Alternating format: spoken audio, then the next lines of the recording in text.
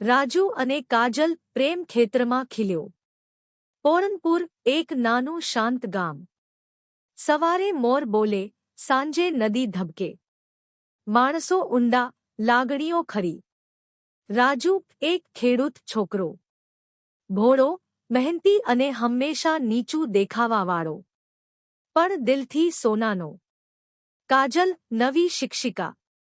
શહેરથી ગામે આવી હતી. બુદ્ધિશાળી, પ્રેમાળ અને સૌંદર્યથી ભરેલી. ગામના બાળકોને પ્રેમથી શીખવતી. એક દિવસ રાજુ પોતાનો નાનો ભાઈ સ્કૂલ મૂકવા ગયો. ત્યાં તેણે કાજલને જોઈ. સફેદ ડ્રેસ, નમ ત્વચા અને સ્મિતથી ઝળહળતું ચહેરું. એ દ્રશ્ય રાજુના દિલમાં છપાઈ ગયું.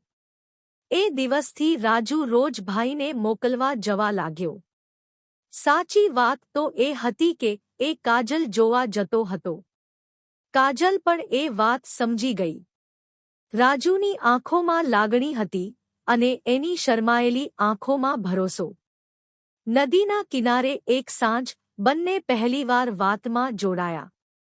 સ્કૂલથી વાત શરૂ થઈ, જીવનના સપનાઓ સુધી પહોંચી. એ વાતોમાં પ્રેમ ખીલી ઉઠ્યો. સીધો દિલમાંથી, બિલકુલ નિખાલસ. પણ કાજલના ઘરના લોકો એને શહેરના લાયક હોકરાથી લગ્ન કરાવવાનું વિચારી રહ્યા હતા.